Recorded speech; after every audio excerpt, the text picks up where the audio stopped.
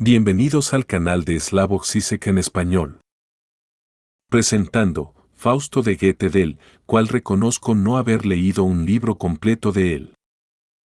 Cambiemos esto. Observaciones previas al Fausto de Goethe. Diría que, si la poesía desapareciera del mundo, podría reconstruirse a partir de esta obra. Si hay alguna obra aislada de la literatura universal de la que pueda decirse con algún fundamento lo que Goethe opinaba del drama de Calderón El Príncipe Constante, Carta a Schiller, 28 de enero de 1804, sería precisamente de su propio Fausto. Goethe ya se ha encontrado al doctor Fausto en los guiñoles de su temprana infancia, y sin embargo, no acomete los últimos retoques a la escena final de la gran obra hasta pocas semanas antes de su muerte. Entre una cosa y otra hay probablemente 75 años. Así, al inmenso almacén que es esta obra ha tenido acceso una riqueza de formas que solo ese hombre, dotado de inaudita fuerza verbal, capacidad poética y casi incomparable versatilidad, ha podido reunir en el curso de una larga vida. En esta obra polifónica hablan y cantan las voces del joven estudiante de Leipzig, del prerromántico exaltado de Estrasburgo y Frankfurt, del clasicista de Weimar, del anciano instalado en su casa de Frauenplan. Y la multiplicidad de instrumentos poéticos que Goethe aprendió a dominar en su paso por esas edades y fases de su trabajo y aplicó en el Fausto hace que éste aparezca como una suma de su arte poética. Sin embargo, todo arte se basa en procesos artísticos, ninguna obra se debe únicamente al ingenio de un individuo. Cuando nuestro contemporáneo Bertolt Brecht se vio enfrentado al reproche de que en su ópera de 4/4 había empleado canciones de François Villon sin mencionarlo, declaró su fundamental laxitud en cuestiones de propiedad intelectual, 1963, 241. El de Weimar se le había anticipado. Todo lo que el mundo que nos precede y rodea ha hecho pertenece al poeta por derecho propio, declaraba el 17 de diciembre de 1824 al canciller von Müller. Lo que es grande no surge más que por apropiación de tesoros ajenos. ¿Acaso no me he apropiado yo, en el prólogo en el cielo, para la conversación del Señor con Mefistófeles, de Job, y, para la escena nocturna en la calle ante la casa de Gretchen, de una canción de Shakespeare? Biederman/Erwig 3.1, número 5564. El autor del libro de Job judío y el del inglés Hamlet forman parte de una serie casi interminable de narradores, poetas y dramaturgos que se remonta a la antigüedad y llega hasta el presente de Goethe, y cuyas voces se oyen en el Fausto. Pero es que los tesoros ajenos que el autor se apropia aquí en modo alguno proceden tan solo de fuentes literarias identificables y atribuibles como las que pone en juego mediante citas, paráfrasis, alusiones y referencias. Que la poesía podría reconstruirse a partir de esta obra significa también que obtiene su riqueza de significados de una multitud de apropiaciones del arsenal de formas que se halla en poder colectivo de los poetas. Si nos fijamos por ejemplo en las fuentes léxicas, estructuras sintácticas, figuras retóricas o en determinados motivos, fórmulas, símbolos y alegorías, incluso en personajes arquetípicos, formatos de escenario o modelos de comportamiento, así como en el instrumental del arte dramático, esto se hará visible en muchos momentos de los siguientes comentarios. Aquí, en estas observaciones previas, que no pretenden en absoluto una presentación global del Fausto, sino que señalan tan solo algunas peculiaridades de la obra a las que se ajustan las explicaciones que siguen, esta forma de apropiación de tesoros ajenos. Solo se refiere a la métrica como fundamento de todas las reglas verbales y después, con mucho mayor alcance, a la cuestión del género.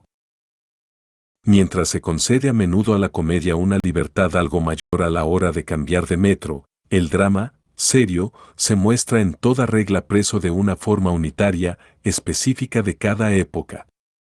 De este modo, en las tragedias clásicas los discursos de los personajes vienen determinados en gran medida por el trímetro yámbico o, en los autos de carnaval del siglo XVI, por el verso rimado. En las tragedias renacentistas francesas y del barroco alemán por el alejandrino, en los grandes dramas shakespearianos y en los del clasicismo alemán por el verso blanco, y en el teatro contemporáneo del siglo XIX ya se ha impuesto la prosa empleada por los dramaturgos del Sturm und Drang. En el Fausto, en cambio, se encuentran reunidas todas las medidas que acabamos de reseñar junto a muchas otras y a distintas estrofas, ordenadas en 37 grupos y clasificadas en tablas por frecuencia y sucesión en Siupke 1994, 206 y SS. Y de las partes que se conservan en prosa de la primera versión solo se ha mantenido en esta forma la escena, Campiña en día nublado, del Fausto y, desde luego, tal multiplicidad puede encontrarse ya en los maestros del teatro español Lope de Vega y Calderón, también en su El Príncipe Constante, o más tarde en los románticos. Si la obra de Goethe resulta única y se nos presenta como una suma métrica es porque con los metros de los que se apropian no solo organiza un juego de formas que se alterna con magnífico arte, sino que al mismo tiempo lleva a la estructura semántica del drama su aura histórico-cultural, las reminiscencias que les acompañan y los potenciales de significado inherentes a ellas. El medio mismo de los metros se convierte así en parte integrante del mensaje poético. Lo que más predomina son los versos de madrigal tomados de la opereta italiana. Siupke, 1994, 234 y SS, incluye en este grupo 4.769 de los en total 1211 versos de la tragedia del Fausto. Se emplean con muy distinta longitud, pies de entre 2 y 6 sílabas, y con rima libre, pueden utilizarse con múltiples intenciones, dada su variabilidad y elevada flexibilidad, y aportan la sustentación métrica especialmente a los pasajes dialogados. Al mismo tiempo, este verso constituye la trama en la que se insertan los otros versos y estrofas. Sobre su fondo, comparativamente neutro, se dibujan los contornos de sus perfiles formales, y se destacan de sus logros semánticos específicos, decididamente marcados. Los espacios y tiempos que abarca este drama universal se apoyan también siempre en las formas métricas. El lenguaje de la métrica sirve al mismo tiempo para caracterizar los personajes dramáticos, denomina las situaciones en las que se encuentran, pone de manifiesto sus estados de ánimo, sus vacilaciones y cambios, y describe las relaciones que existen o se desarrollan entre ellos. Así, por ejemplo, para el Fausto de la escena inicial los existen o se desarrollan entre ellos.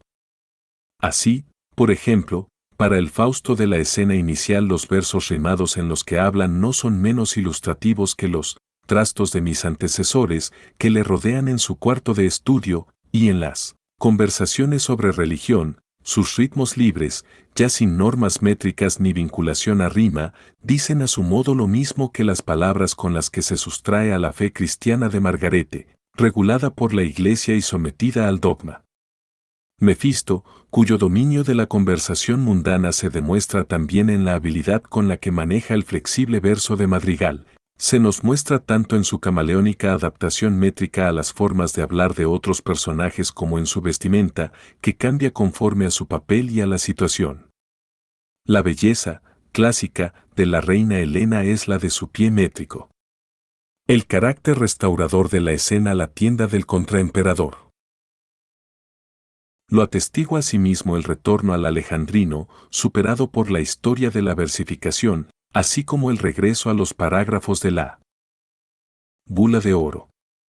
Incluso las violaciones de la norma que se producen, y en otros pasajes por ejemplo la construcción del verso decididamente diletante, torpe o fallida, de cualquier otro modo, son enteramente intencionadas, es decir, adaptadas al papel e insertadas con un significado reconocible. No conviene apresurarse a juzgar que ese maestro de los metros no ha sabido hacerlo mejor. Lo mismo cabe decir del artístico juego de las rimas.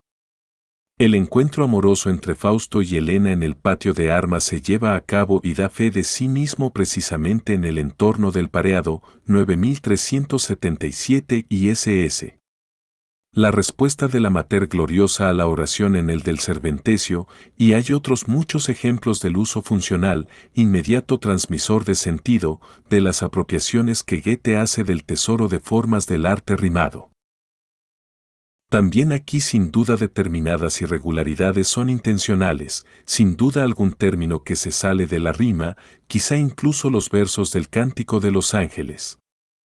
Pero, igual que el autor del Fausto se permitía algunas liberalidades propias en el empleo de las formas métricas tradicionales, incluso sin intenciones para con los personajes, en la rima ha sido a veces muy generoso con el mandato de la pureza. Al respecto, Oldfield 1953.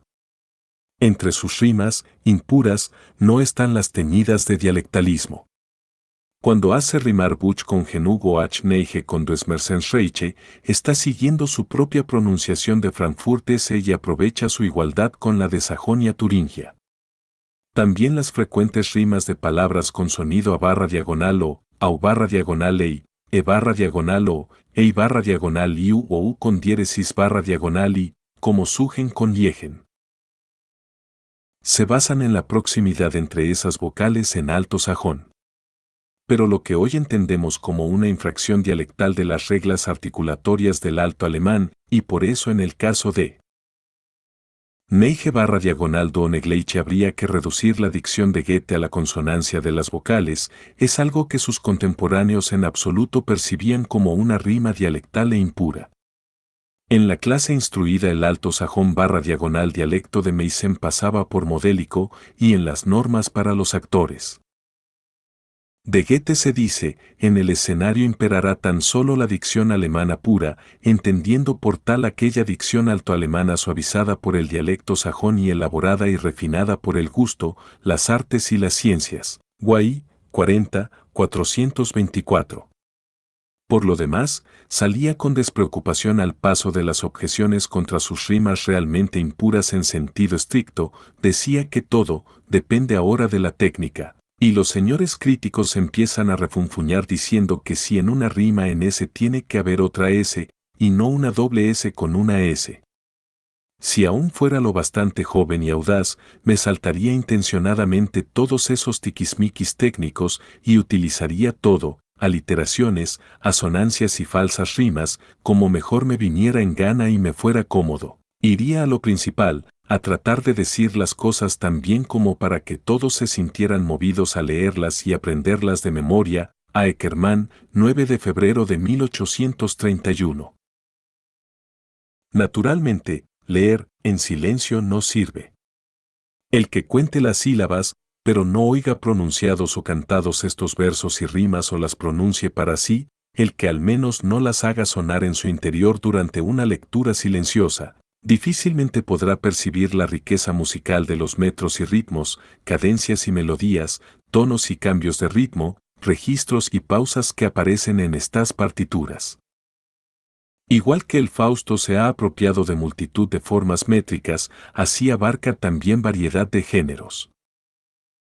Goethe llamó drama a varias de sus obras para la escena, pero solo a esta, tragedia, y ya en 1797, cuando retomó el trabajo en ella, tenía muchas dudas acerca de si iba a escribir una auténtica tragedia, o iba a fracasar en el mero intento de hacerlo. A Schiller, 9 de diciembre de 1797, cuando el Fausto ya estaba casi terminado, lo repetía y lo explicaba. No he nacido para poeta trágico, porque mi naturaleza es conciliadora, de ahí que no pueda interesarme el caso trágico. Que en realidad es inconciliable desde su origen, dado que en este mundo por lo demás tan extremadamente plano lo irreconciliable me resulta absurdo. A Selter, 31 de octubre de 1831. Puso la denominación, tragedia, delante de toda la obra, de forma que también abarca el prólogo en el cielo y la escena de los barrancos. Ya este mismo marco metafísico, se entienda como se entienda, arrebata a la obra lo irreconciliable. Y el acontecimiento, considerado en sí mismo, hace sin duda fracasar cada vez al Fausto errante y aspirante, conduce a la catástrofe cada etapa de su peregrinar por el mundo, pero de esto no se deduce en modo alguno un caso trágico puro.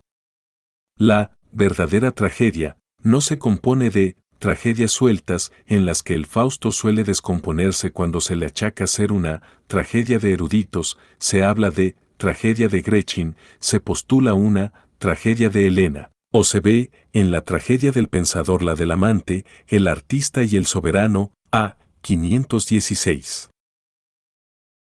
En conjunto, para Goethe ya era bastante tragedia lo que le pasa a su Fausto o lo que éste causa, y lo que las circunstancias del mundo que recorre ponen ante sus ojos, aunque no terminen en la destructiva falta de escapatoria, aunque no le hagan hundirse en la autodestructora desesperanza, sino que lo sublimen en aquello que la salida, infinitamente abierta, sobre los precipicios imagina como lo inefable.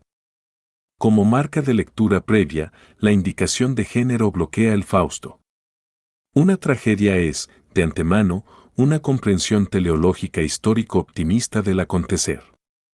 Si, siguiendo la larga tradición hermenéutica predominante, se quiere entender este drama como un poema didáctico que habla del creciente perfeccionamiento del individuo, o se quiere entender o presentar. Lukács 1965, 547 y ss. El género humano, representado por el personaje de Fausto, como idealización de un progreso objetivo que sabe lo que quiere, por ejemplo del conocimiento científico, del desarrollo industrial y técnico, del sometimiento de la naturaleza al ser humano o de las relaciones económicas, sociales y políticas, tanto si se representa este proceso de manera dialéctica como si se le quiere, utópicamente, privar de la apariencia de tales promesas, no solo habrá que pasar por alto las señales en contra, que apuntan a un profundo cuestionamiento, los muchos signos de incertidumbre y duda, los anuncios de catástrofe y los pronósticos de ruina, incluso las connotaciones escatológicas aisladas que podrían hacer aparecer el Fausto como una obra apocalíptica. También habrá que dejar sin efecto la cláusula general que precede a la indicación de género y resume todas estas cautelas en el concepto de tragedia. La historia de la recepción ha demostrado lo forzosamente unido que viene esto a la ideología de la perfectibilidad y el progreso interiores, CFR por ejemplo Werther 1962, 9 y Passim, y también Lutzeler 1975, 50 y SS, y en general Jesús 1988. En esta función, la denominación tragedia no excluye en absoluto que haya multitud de escenas que, conforme a las reglas clásicas de la separación de estilos, habría que reservar a la comedia, o a la tragicomedia, Müllersey del 1968, 96 y ss. Más allá aún de tal mezcla de estilos, que reúne lo mortalmente serio con lo divertidísimo, lo espantoso con lo placentero, el Fausto abarca toda una serie de géneros o rasgos de género, formas poéticas y de representación, tradiciones teatrales de muchas épocas y muchas literaturas. Recuerda tanto a los guiñoles como a los cantares de ciegos, se da cita en el prólogo en el cielo con los grandes misterios o recupera en la escena noche. El auto de Pascua medieval nos presenta en las escenas de Margarete de la primera parte un drama burgués contemporáneo y, en el acto de Helena de la segunda parte, mimetiza la tragedia clásica, absorbe la sátira dionisíaca, la farsa fantástica, la obra rufianesca, el drama religioso y el moralista, así como las formas textuales de la revista, la mascarada, la cabalgata o la fiesta cortesana y cúltica. El poeta la presenta tal como la necesita. El tiempo no sujeta al poeta.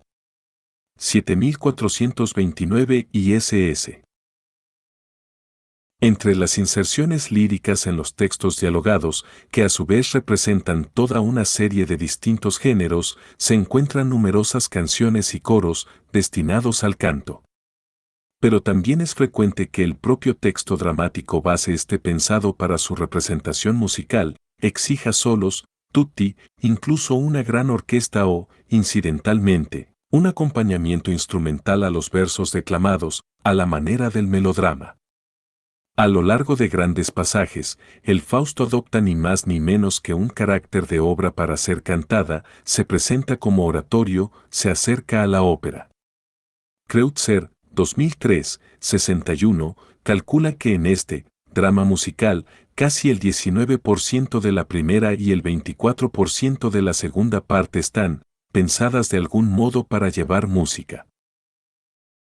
Relatando una conversación de 12 de febrero de 1829, Eckermann decía que Goethe no abandonaba la esperanza de ver una música adecuada para el Fausto. Es imposible, decía Goethe. Lo que de repugnante, repelente, terrible, tendría que contener en algunos pasajes, va en contra de los tiempos. La música tendría que tener el carácter de la del Don Juan, Mozart habría tenido que componer el Fausto. Tal vez Meyerbeer fuera capaz de hacerlo, pero no iba a aceptar semejante cosa, está demasiado vinculado a los teatros italianos. Las musicalizaciones, que empezaron ya en tiempos de Goethe, empezando por las representaciones parciales organizadas en Berlín por Radziwiłł desde 1819, representan un papel muy importante en la ulterior historia de la recepción e impacto del Fausto. Hay, hasta el presente, una cantidad casi inabarcable de composiciones, musicalizaciones de canciones sueltas, por ejemplo por parte de Zelter, Loeb, Schubert, Schumann, Wagner, Paul Dessau, o escenas, Berlioz, Schumann, coros y cantatas referidas al Fausto o apoyadas en la obra de Goethe, Liszt, Pfitzner, Lili Boulanger, óperas, Berlioz, Gounod, Boito, sinfonías corales, Liszt, Mahler, u obras puramente instrumentales, Wagner, Rubinstein. Pero, a pesar de algunos intentos, nunca se ha llevado a cabo una musicalización completa de todas las partes del Fausto que requieren música, o incluso de todas las adecuadas para ello, por un compositor cuya categoría musical esté a la altura del rango poético de los textos. Catálogo bibliográfico, Meyer 1990, 685 y ss. Quizá el lamento de ancianidad de Goethe diciendo que era totalmente imposible, sea incluso la verdad. Sea como fuere, el mero lector debería observar que amplias partes del texto del Fausto son ante todo bases para composición o auténticos libretos y, según la intención del autor y dentro de la idea de esa obra de arte global que apela a todos los sentidos, se habrían representado de forma muy distinta a como aparecen en el papel impreso. Así que también tendrían que ser vistas por el lector de forma distinta a los pasajes que se bastan a sí mismos en su literalidad. La musicalidad verbal que es inherente a los versos de Goethe puede hacer olvidar esto la mayoría de las veces, pero de vez en cuando hay pasajes rimados y estrofas para coro en las que sería de desear que la música las llevara por los aires, como un gas lleva a un globo, a Zelter, 11 de mayo de 1820. Entre la multitud de géneros con los que Goethe juega y muestra a su modo lo que es la poesía universal, está también, en un sentido lato, el uso simultáneo que hace de las posibilidades generales de una obra escénica, una obra para ser leída y un drama leído. Porque sus distintas formas de exposición y las ofertas de recepción que les corresponden forman sin duda distintos aspectos del Fausto y determinan, complementándose unas a otras, su radio de acción. Está claro que la tragedia quiere ser representada. Aquellos versos quieren ser pronunciados, las canciones y coros cantados, las pantomimas hechas visibles, las escenas que llegan como ballets al teatro danzado quieren ver realizada su coreografía. Las artes mágicas y los cambios de papeles o transformaciones, mágicas, del escenario, los juegos de fuego, agua y nubes, quieren hacerse visibles. En conversación con Forster sobre las dificultades de adaptar este texto correctamente a nuestro teatro, el de Weimar, se supone que Goethe diría en 1831 que, desde el principio no había pensado en representarlo en un escenario, Biedermann/Erwig, 3.2, número 6889. La información que aporta el texto lo contradice. Contiene centenares de instrucciones directas o indirectas para el director y los actores, para los escenógrafos, técnicos de escenario o figurinistas. Es imposible no ver en esta obra los largos años de experiencias escénicas prácticas de un autor que, como director del teatro de Weimar, en modo alguno se ocupaba tan solo de obras teatrales, sino también de dirigir obras cantadas y óperas y de la coreografía de los ballets. Al respecto, Hink 1982 y referido al Fausto, Chone 2000. Desde luego, él no adaptó el Fausto a las posibilidades escénico-técnicas de su tiempo. Pero incluso allá donde su imaginación iba mucho más allá de las limitadas posibilidades de la casa de Weimar, las cuestiones de realización teatral no le eran en absoluto indiferentes. Por ejemplo, para la escena de la mascarada pensó explícitamente en la aparición de un elefante vivo, o para la fiesta en las ensenadas en la costa acantilada del Egeo en el teatro acuático hispano barroco de una obra al aire libre que pensaba que podía llevarse a cabo en el propio Weimar. Del acto de Helena. Dijo, los filólogos tendrán trabajo con él, pero cuando Eckermann declaró que el texto planteaba exigencias muy elevadas al lector, él repuso que todo es sensorial y, pensado para el teatro, caerá bien a los ojos de cualquiera. Y no he querido más. Que la multitud de los espectadores disfrute de la expresión, al mismo tiempo, a los iniciados no se les escapará su sentido superior. Eckermann, 29 de enero de 1827. Sin duda aquel práctico del teatro era consciente de que toda representación de Fausto planteaba problemas enormes, no solo en lo que a la segunda parte se refería, y en modo alguno solo por la duración que exigiría el texto completo. Pero cortes, como los que se vienen haciendo hasta hoy, tachaduras e intervenciones de diversa índole sin duda no eran, para un director teatral nada melindroso en su propio trabajo escénico y poco preocupado por la lealtad a la obra, un precio demasiado alto que pagar por lo que solo el escenario es capaz de reportar. Ya del Fausto y dijo, cuando estaba ocupado con planes para su representación en Weimar y él mismo trabajaba en una versión monodramática de la obra, está incluso demasiado lejos de la concepción teatral. Habría que sacrificar mucho, sustituirlo de otro modo, para lo que no basta con espíritu y humor, ánimo, estado de ánimo. Abrul, 1 de mayo de 1815. Así que la obra llegó muy tarde a los escenarios. Parece haber empezado a hacerlo con una representación doméstica en Weimar de algunas escenas, a la manera de las sombras chinescas, entonces de moda, es decir, con ayuda de siluetas. El 13 de enero de 1809, a Becken, que estaba entre el público, le pareció extraordinariamente grotesco que aquellos muñequitos recortados en cartulina negra, del tamaño de un dedo de la mano, representasen a Margarete, Valentín, Fausto y Mefistófeles, moviéndose de un lado para otro delante de Goethe. Él, no obstante, lo observó con toda tranquilidad. Al día siguiente le dijo a la esposa de Schiller que le había parecido que llevaba muerto 100 años, Biedermann/Erwig, 2, número 2895. 10 años después empezaron, bajo la dirección del príncipe Radziwill y del conde von Brühl, las representaciones parciales melodramáticas de la sociedad cortesana de Berlín. Pero solo 21 años después de imprimirse la obra, en 1829, tuvo lugar en Braunschweig por obra de August Klingemann el estreno de la primera parte, rigurosamente comprimida y censurada. Del mismo modo, tampoco la segunda parte se estrenó hasta pasados 22 años de su publicación, fue en 1854, en Hamburgo, en la versión de Boyain da Fonseca.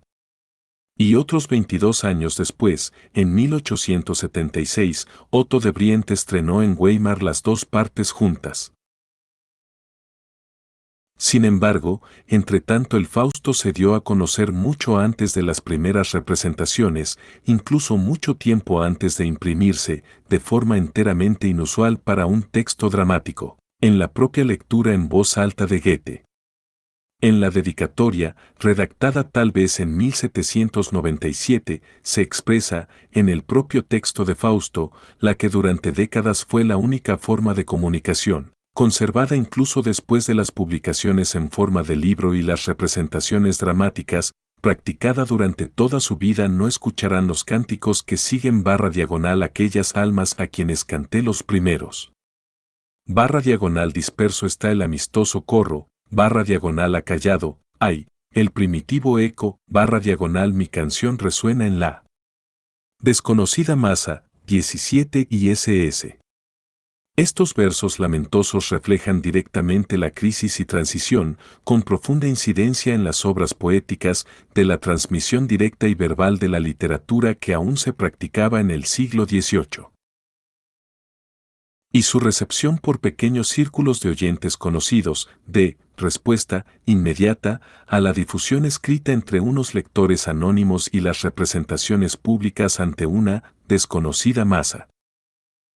Las noticias acerca de las lecturas que Goethe hace del Fausto, sin duda extraordinariamente incompletas, Graf 1904, Passim, empiezan antes del traslado a Weimar y no cesan hasta su muerte. Shakespeare hace su efecto mediante la palabra viva, declaraba en 1813, y como mejor se transmite esta es leyendo en voz alta, el oyente no se distrae por una representación hábil o torpe. No hay mayor ni más puro disfrute que escuchar con los ojos cerrados a una voz natural y adecuada, no declamar, sino recitar una obra de Shakespeare. Experimentamos la verdad de la vida y no sabemos cómo. Fay, 19, 638 y SS. Solo que la palabra hablada era más que una forma de comunicación predilecta del autor del Fausto. En todas las ocasiones, somete al texto a una prueba de validez, exige, reclama, forma, en vez de un lenguaje de papel, la palabra viva. Según se indica en su diario. Entre el 2 y el 29 de enero de 1832 el viejo Goethe leyó una vez más a su nuera Otilie toda la segunda parte del Fausto, que no daría en vida a la imprenta. Solo a ella, y a sí mismo. Enseguida, el diario reseña también repercusiones en el texto de la obra. 17 de enero, corrijo algunas cosas observadas en el Fausto. 18 de enero, reescribo algunas cosas. Incluso si estas últimas intervenciones fueran de contenido, el contenido arrastra la forma consigo / la forma nunca carece de contenido. Tiene que haber sido un lector impresionante, al respecto. Por ejemplo, Eckermann Putte West 1901, X y SS. Pero la partitura de su texto estaba hecha precisamente para eso. Conservaba la palabra hablada en la escrita. Por otra parte, mucho de lo recogido en el manuscrito fue dictado a los escribientes. Así, en la rima relajada, en la magia sonora, en el vivo ritmo de los versos del Fausto, la voz de ese lector sigue siendo audible.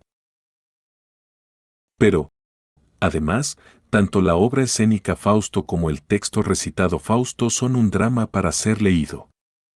Tampoco esto significa que es tan solo una de las distintas posibilidades de su recepción, sino que es al mismo tiempo una cualidad específica de la obra, una condición del texto que solo se hace perceptible gracias a esa forma de comunicación y de percepción. El teatro no es capaz de comunicar que, en la escena aéreas cumbres, a la leyenda del origen de la Tierra que cuenta Mefisto le sigue, de manera altamente significativa, la indicación de un pasaje de la Biblia que da a conocer el alcance político revolucionario de esa volcánica doctrina. Hay muchas cosas que solo pueden ser percibidas en la lectura. Y sin duda todas las artes escénicas fracasan cuando, por ejemplo, en la escena final el Pater Serapicus incorpora, dentro de sí, a los niños bienaventurados para que puedan contemplar con sus ojos los precipicios, o cuando se imagina, la entelequia de Fausto se libera de las vestiduras que lo envuelven y en etéreas vestiduras / surge con su primera fuerza juvenil. No solo esos elementos sueltos, imposibles para la escena, destinan al Fausto a ser una obra para ser leída. Más peso tiene aún el hecho de que toda la obra quiere ser acogida de forma reflexiva, incluso, aplicada, de que, según intención declarada del autor, se han de complementar cosas, suplir transiciones, de que para entender el conjunto hay que acometer toda clase de anticipaciones y retrocesos y, verse, por así decirlo, reflejado, y uno se ve forzado a aportar su propia experiencia del mundo y de la vida, a ir más allá de sí mismo. La representación sin interrupciones o la rápida sucesión de las palabras durante la lectura dejan poco espacio a esas aportaciones del receptor prescritas por el texto. Muchas cosas tan solo están al alcance del lector que procede con lentitud, que se detiene, que vuelve atrás y reflexiona.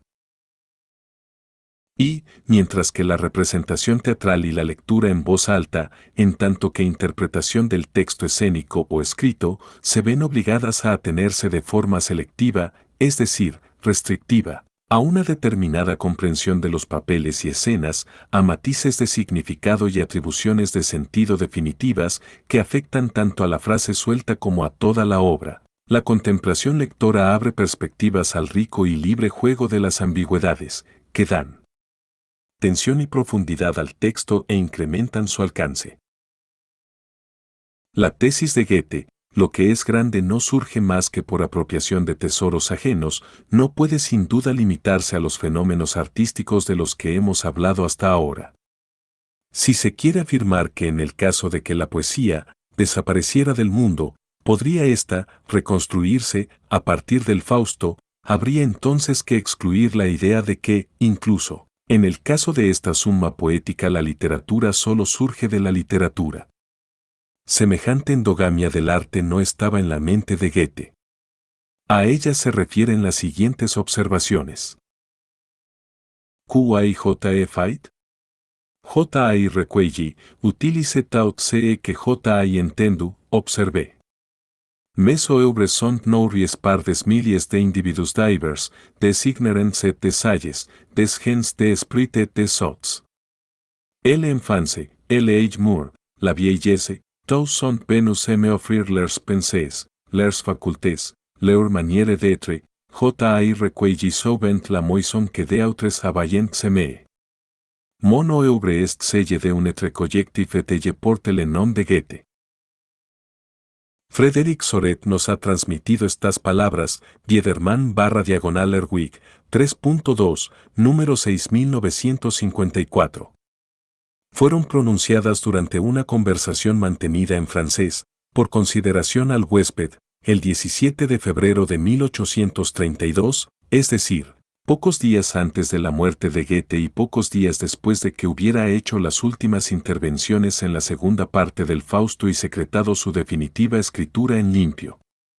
Para ninguna de sus obras concretas son tan decididamente válidas como para esta, la obra de su vida. En aquella ocasión, en la casa de Frauenplan se habló del conde Mirabeau, el gran motor del comienzo de la Revolución Francesa, que en realidad solo había sido un observador genial, coleccionista y apropiador de opiniones e ideas de otras gentes, es decir, que había absorbido, utilizado y hecho valer pensamientos e ideas ya dadas. ¿Pero qué más había hecho él mismo?, preguntaba Goethe a sus 82 años. Sus trabajos se debían a las enseñanzas, experiencias, opiniones y capacidades provenientes de miles de aportaciones. Él se había limitado a cosechar lo que otros habían sembrado. Y entonces dijo esa frase extraordinaria: mi obra es la de un ente colectivo que lleva el nombre de Goethe. Entre los que contribuyeron a ella no solo están todas esas personas en su mayoría carentes de nombre o desconocidas, cuyas circunstancias y forma de vida, modo de pensar, conducta, forma de hablar, reflejan el juego de ese gran observador de los humanos y creador de personajes, y sin embargo se mantienen mudas. Junto a los griegos y los judíos, cuyos mitos clásicos y cuyos libros bíblicos constituyen las dos bases del Fausto.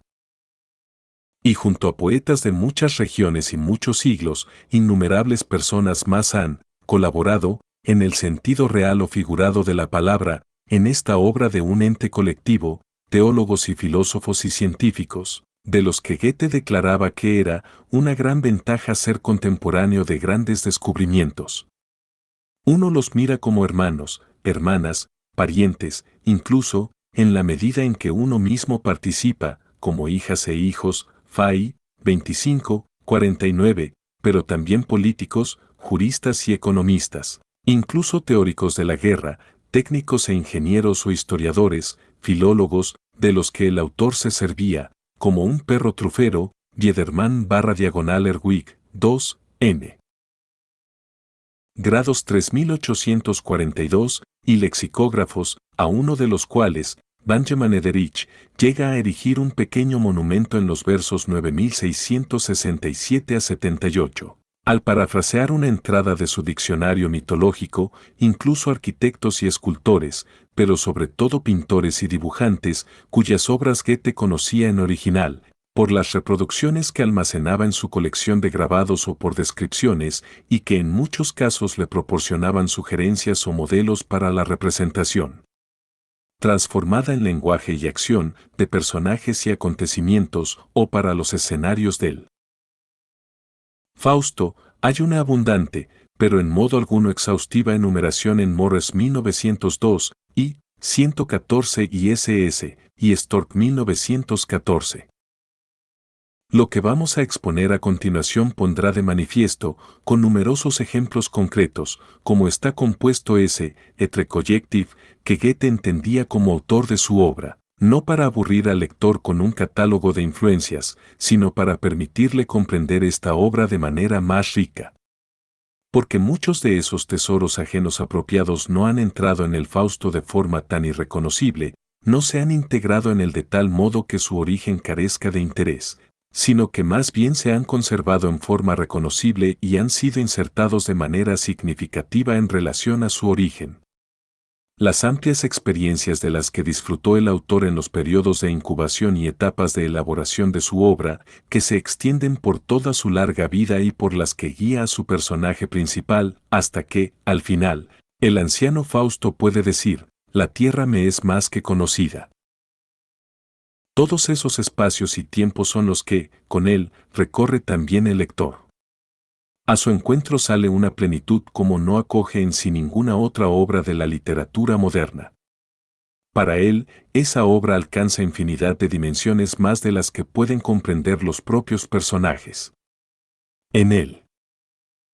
Prólogo en el cielo sale a escena, invisible, Job, el primero de muchos personajes ocultos, y en él, epílogo, la entelequia de Fausto emprende, por la senda marcada por la doctrina de la apocatástasis del padre de la Iglesia Orígenes, su camino hacia esferas y eones alejados del mundo. De este modo, cuando empieza, hace mucho que la obra ya ha empezado, y no termina con el finis de Goethe. Venid todos. Y ahora crece. Magnífico, toda una estirpe. Alza en sus brazos al príncipe. Y así lleva a sus hermanos. Sus tesoros, sus hijos. Al Creador que le espera. Jubiloso el corazón. Como sucedía con las numerosas fuentes del Fausto, al temprano canto de Mahoma de Goethe afluyen desde muy lejos los arroyuelos, manantiales y afluentes, y convierten el curso de agua que los recoge en corriente enorme que lleva sus tesoros hacia el mar, hacia el origen, que alimenta las nubes del gran ciclo. Así se refleja también, en esa metáfora del Creador que espera, como receptor, la historia del origen y el impacto del Fausto. Porque lo que Goethe hacía suyo aquí, lo que elevaba a la forma artística de su obra, lo devolvía también al Etrecollective. Ya durante su vida, otros escritores intentaron continuaciones propias de la primera parte de la tragedia. Muy pronto empezaron también elaboraciones e imitaciones, reelaboraciones y rediseños, versiones, parodías o sátiras, que llegan hasta nuestro tiempo, véase al respecto Butler 1952, Henning 1966 a 1976, 3, y Borchmeyer 1989, entre otros. Hoy en día hay más de 200 traducciones, las primeras de las cuales Goethe siguió con viva aprobación de toda la obra, y más de 400 traducciones parciales a un total de 50 idiomas. Las inspiraciones, derivaciones, alusiones llegan al infinito, inabarcables, y se pierden en lo ilocalizable. Por último, los innumerables elementos aislados con los que el Fausto ha proseguido su influjo sobre otras obras literarias. Ya en 1808 empezó su recepción en las artes plásticas, con 4 grabados de Osiander que, en contra del consejo del autor, fueron incluidos en la primera edición del Fausto y ya poco después había ilustraciones de Nauwerk, luego de Retsch, Cornelius, Ramberg, que el autor acogió con interés en alguna medida benevolente, Guay, 49.1,44 ISS. Y 344 ISS, y que a su vez influyeron en la escenografía y vestuario de las primeras representaciones. De entre la multitud de intentos contemporáneos, historicistas y románticos conforme al gusto de su época, rápidamente envejecidos, destacan las 17 litografías de Delacroix que acompañaron a la traducción al francés de Stafford en 1828, su furia, impetuosa, violenta, cruda, que Goethe pudo ver en 2 ejemplares de prueba, le hizo observar ya en 1827 que Delacroix era, precisamente la persona capaz de sumergirse en el Fausto. Y, quizá, producir imágenes en las que nadie hubiera podido pensar, Guay, 41.2, 233 ISS. De las numerosas ilustraciones, ampliamente epigonales, de la segunda mitad del siglo, tuvieron especial difusión los grabados sobre acero de Kaulbach o los dibujos a lápiz de Spitzweg. En el siglo XX, el arte moderno descubrió el Fausto y ya no se ocupó preferentemente de las escenas de Gretchen, sino también de la segunda parte.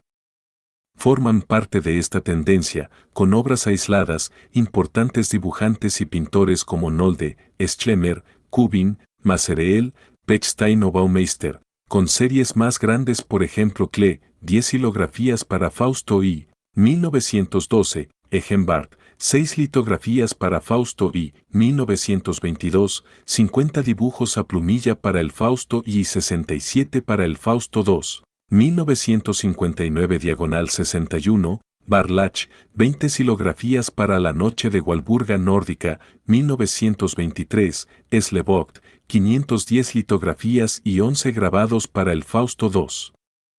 1925 diagonal 27, Beckmann, 143 dibujos a plumilla para el Fausto II, 1943 diagonal 44, según Perels 1989. Dalí, 21 grabados en punta seca para el Fausto 2969 diagonal 70 Oeisig, 44 dibujos a plumilla para el Fausto y 1982.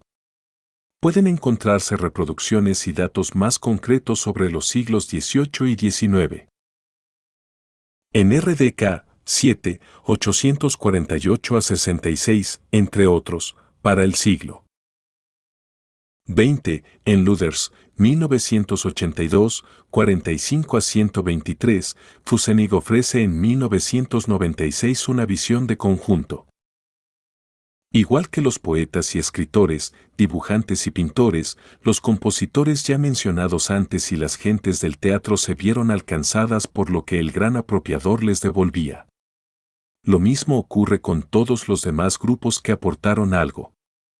Por ejemplo, en el caso de los teólogos o filósofos, de los que él aprendió y a los que por su parte dio que pensar, en el de los filólogos y lexicógrafos, como los que hasta hoy trabajan en el diccionario alemán de los hermanos Grimm y en el diccionario Goethe, o en el de los juristas e incluso economistas. A las muchas personas sin nombre, al fin, cuyas opiniones, ideas, conductas y formas de hablar entraron en la obra, corresponden en esta interacción entre origen y recepción de la misma, entre dar y recibir, los anónimos lectores y espectadores sobre los que esta obra de arte influye desde hace 200 años. En su conversación con Soret antes reseñada, el autor incluía entre aquellos a los que daba las gracias tanto a gente brillante como sencilla, inteligentes e ignorantes. Esa es también la composición del colectivo de receptores.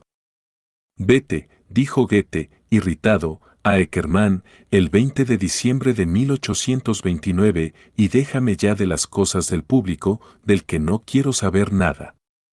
Lo principal es que está escrito, que el mundo se conduzca como pueda con él, y lo aproveche hasta donde sea capaz. La historia de la recepción del Fausto. Que este comentario no puede, por falta de espacio, reproducir de forma adecuada y coherente, llega hasta el uso actual de citas que, a través de las trivializaciones escolares, han pasado a formar parte del tesaurus colectivo de frases hechas y han degenerado en clichés, y termina en la tertulia en la que uno de los parroquianos abusa de la frase, aquí soy hombre, aquí puedo osar serlo, de Fausto, ignorando la fuente que se lo suministra. Repito pues, quédese con nosotros, y no solo este invierno, elija Weimar como lugar de residencia. De aquí salen las puertas y caminos que conducen a todos los rincones del mundo. Por esas puertas abiertas y esos caminos transitables en ambas direcciones de los que Goethe hablaba a Eckermann, 15 de septiembre de 1823, iban y venían las visitas, las cartas, periódicos y revistas, envíos de libros e ilustraciones de un tráfico recíproco que cruzaba las fronteras del mundo entero. Él no se refería a las fronteras de los países alemanes. De Weimar a todos los rincones del mundo. Goethe unía a las experiencias prácticas que hacía en estos años de creciente movilidad del transporte y comunicación mucho más fácil, Guay 41.2, 299, la idea de que había que fomentar no solo el comercio y la industria, sino un nuevo intercambio intelectual que iba mucho más lejos.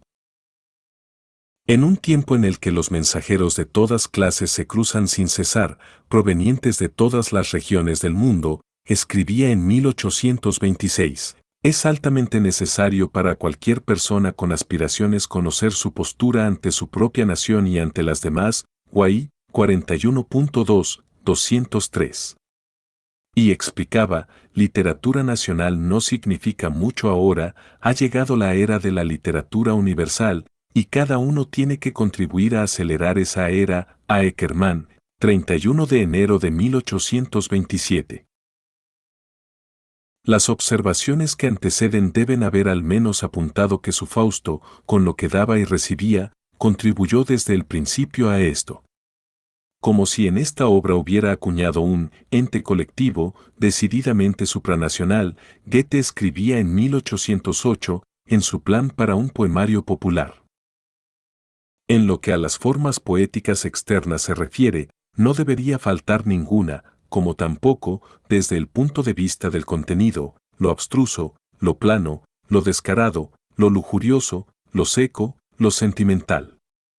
En el verso rimado, habría que incluir lo que es más natural para nosotros, y quizá lo más artístico en sonetos y tercinas.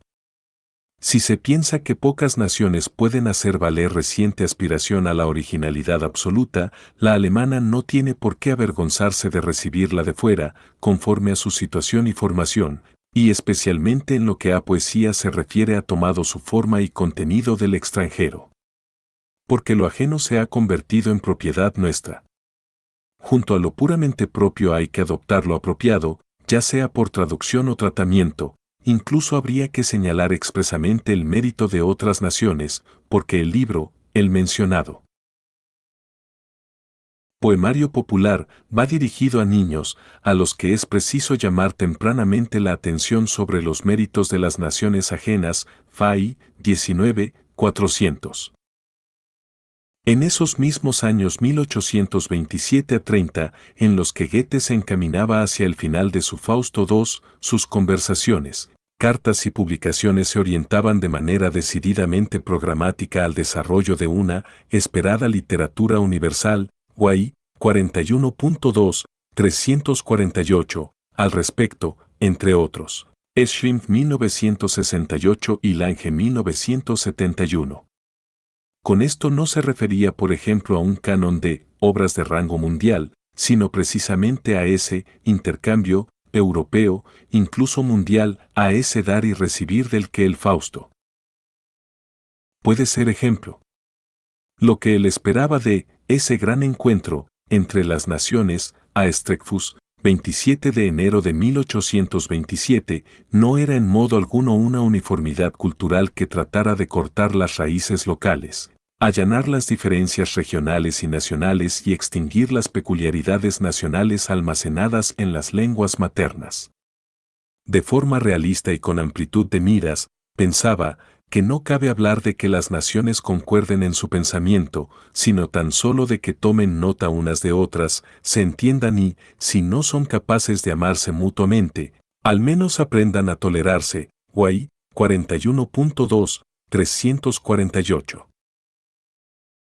Los postulados de Goethe para una literatura europea, incluso universal, como esta, Guados, 13, 449, con ocasión del encuentro de científicos en Berlín de 1828, se referían claramente a la conciencia general de esta era posnapoleónica y sus tendencias decididamente patrióticas. Pero, modificadas las condiciones, han ganado entre tanto una importancia nueva y tan apremiante que hay que recordar aquí algunos de ellos.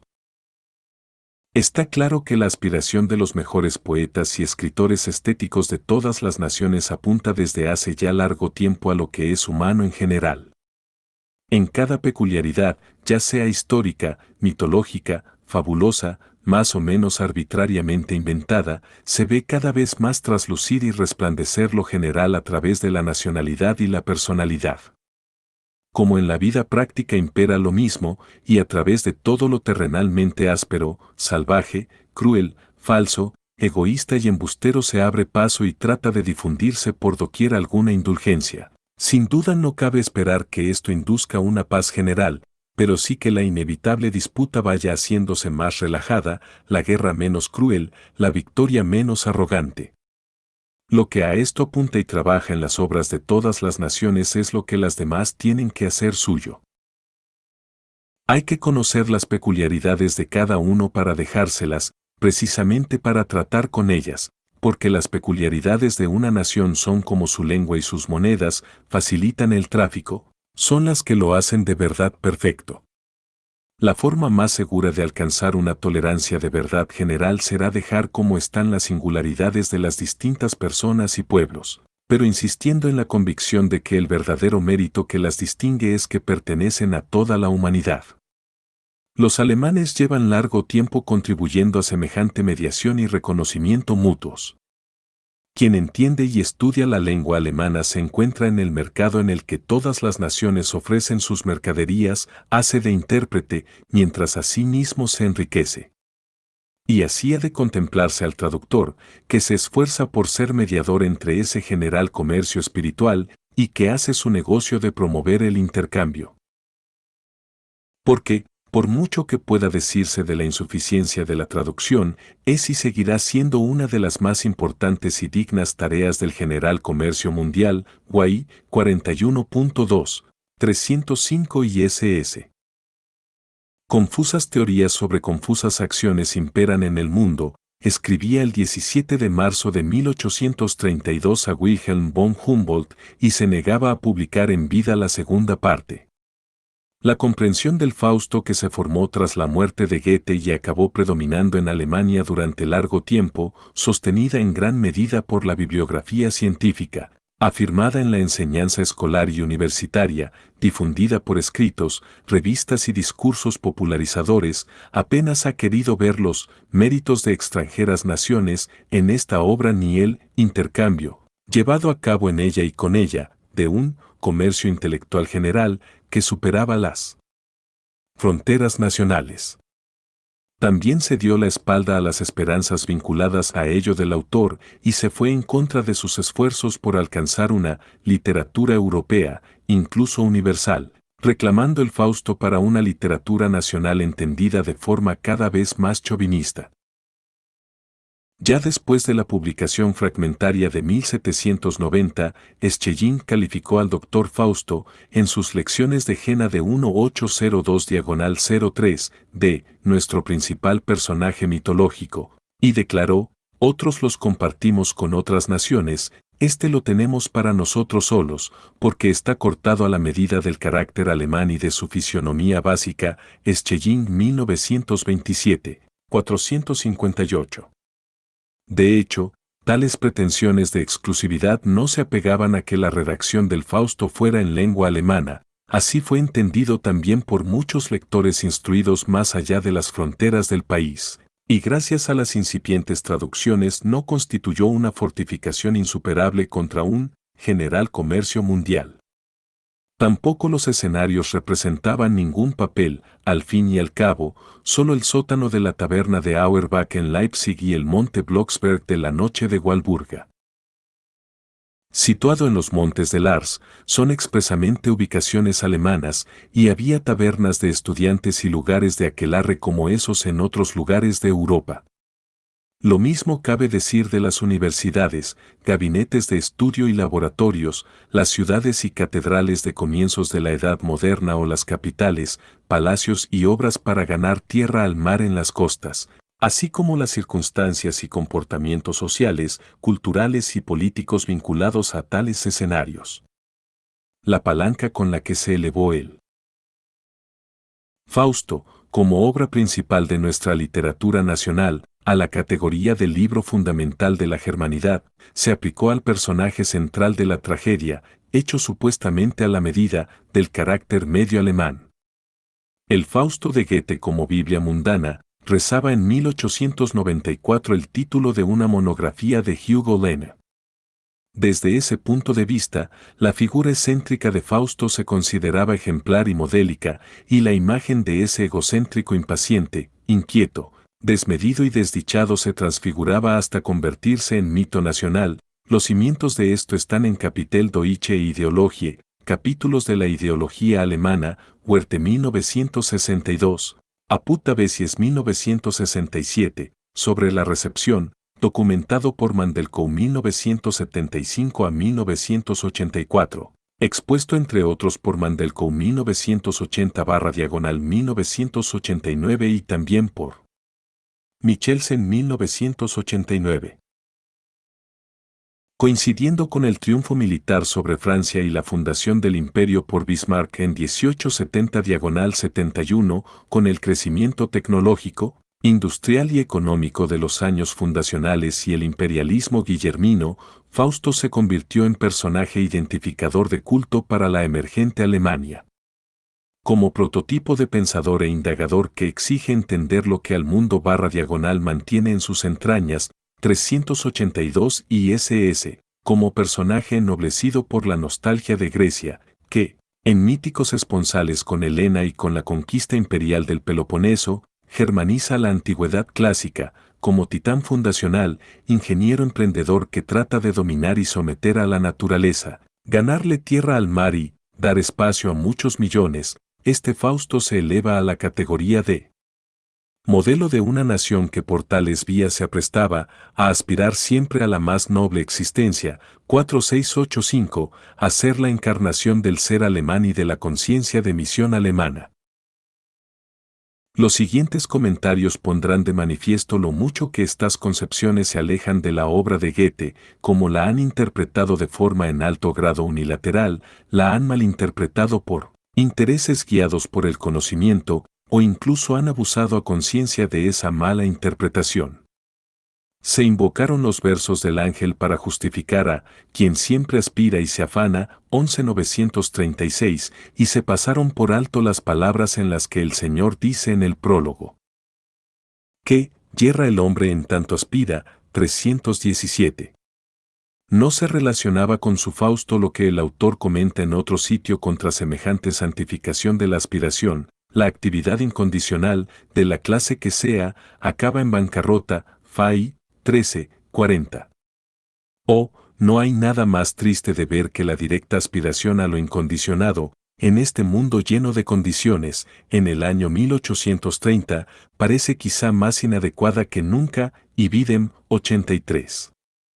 Y, precisamente la aspiración ilimitada, es lo que nos expulsa de la sociedad humana, del mundo, la pasión incondicional, para la que, ante los insuperables obstáculos a los que se enfrenta, no queda sino buscar la satisfacción en la desesperación, el descanso en la muerte. Guay 41.2.7. Eckermann nos cuenta el 6 de mayo de 1827, como dicho por Goethe en la conversación, que un hombre que aspira a lo mejor a partir de graves extravíos ha de ser redimido. Desde luego, la frase continua, sin duda este es un pensamiento bueno, eficaz, que explica algunas cosas, pero no es una idea que pueda subyacer al conjunto y a cada escena en particular. Aún así, en las muy difundidas interpretaciones perfectibilistas, se ha tildado toda la obra de drama de purificación conducente a la idea de ser digno de ser redimido. Para ayudar a esto, Fausto ha sido descargado de su culpa a costa de Mefisto siempre que ha sido posible. Él, compañero, servidor y esclavo, 1646 ISS, que se le da no ha sido caracterizado como un mero cómplice y ejecutor, como director del teatro de su vida, G. Sulz 1988, 186, incluso como una naturaleza dual, 11962, unificada a la de Fausto que él mismo dispone, y que se autonomiza como proyección en la obra dramática, sino como adversario y corruptor, que vuelve malas y criminales las intenciones más bien inocentes y las negligentes disposiciones de su señor. Otra interpretación, desarrollada por así decirlo al servicio de esta instrumentalización nacionalista del personaje principal, advierte sin duda el extravío de Fausto y sus culpables errores, pero los entiende como muestra de una grandeza, trágica, como inevitables manifestaciones secundarias, justificadas por el proceso histórico, de un progreso objetivo y en última instancia humano, que tanto sus autores como sus víctimas tienen que aceptar. Tales ideas también han tenido entrada en el muy difundido concepto, resplandeciente en sus muchas facetas, de lo fáustico, que se ha desprendido por entero de la obra de Goethe y se ha independizado como fórmula ideológica. Entre los enfáticos títulos que le dan cuerpo están El hombre fáustico, Obenauer 1922, y El espíritu fáustico, Brunner 1927, o La fe fáustica.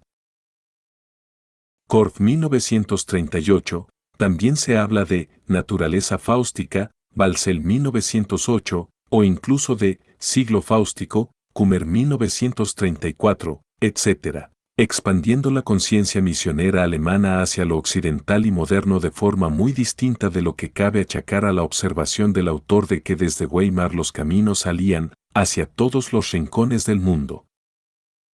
Referido a las circunstancias internas alemanas, correspondió a esto el llamamiento al año Goethe, que el 16 de marzo de 1932 se publicó en todos los grandes periódicos alemanes, firmado por el presidente de la República, von Hindenburg, y el canciller Dr. Brüning, así como por Ernst Beutler, Hans Carosa, el alcalde de Leipzig, Dr. Werdeler, Gerhard Hauptmann, Richard Dauch, Erwin Kolbeneyer, Thomas Mann y otros.